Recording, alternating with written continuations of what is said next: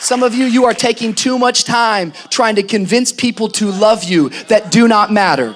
Some of you are taking way too much time tolerating and trying to get people engaged that don't matter, that don't care, that are never ever gonna help you get into your destiny.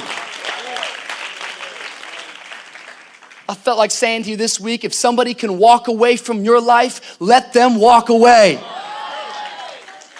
You shouldn't have to convince anybody to love you. If they can walk, let them go. If they leave you, it means they're not attached to your future. We spend so much time wasting energy because we're so upset about being rejected by people. Joseph didn't need to tell his brothers about this dream. Either it was from God or he heard wrong. Either way, it was premature to share. And I watch Christian after Christian get excited because they go into their prayer closet and God starts to give them a dream. And before it's ready, they step out of that prayer closet and they look at people and people try to set them in their place. And then they feel rejected and they quit. You got to see this today. Because the truth of the matter is that how many of you know that like they wouldn't have cared if there wasn't favor on Joseph's life? Like how many of you know, like the reason why they were getting upset, the reason why they were getting irritated was because they were jealous of what was on his life. What if I told you that some of the rejection you have been facing in your life, it's because people are jealous of what's on your life? What if I told you that the rejection is simply an indication that you got favor on your life? God is getting ready to do something in your life. You just got to understand there's more to know. Come on, somebody. There's more to know.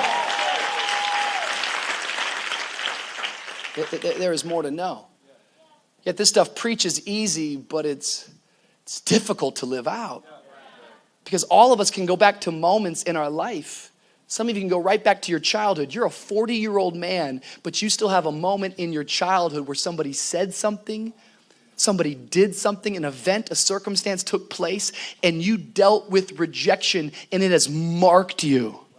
I remember when I was young, maybe like 12 or 13, I had this encounter with a family member of mine where I was excited and I was saying, one day I want to be a preacher. And I'll never forget my family member, like they didn't celebrate it. Instead, they kind of were condescending and they were being sarcastic and they probably didn't mean anything by it, but they just said, man, you can't preach. Come on, if you can preach right now.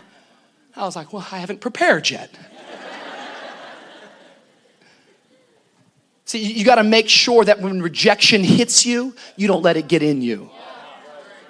Because there's no escaping rejection. There's no escaping hearing the word no. If you're going to actually live your life to do something bigger than yourself, you should get used to hearing no, but you shouldn't let no stop you. It can hit you, but don't let it get in you. I remember an old parable that a preacher used to share. It's about two brothers who grew up in a home and their dad was an alcoholic and he was abusive. And the two brothers, they both grew up and one brother, he grew up to be an alcoholic and an abuser himself, while the other brother, he abstained from alcohol and became a very moral man, a very good man, and accomplished many great things. They were both asked the same question, how did you end up the way that you are? And they both gave the same answer. Given who my dad was, how could I not? Two guys in the same home with the same experience, yet one guy decided, I'm not going to let this thing get in me, while another man let it absolutely define him. I don't know what's going to happen to you in life, and you can't dictate that and you can't control that. All you get to control is how you respond to what happens to you in life.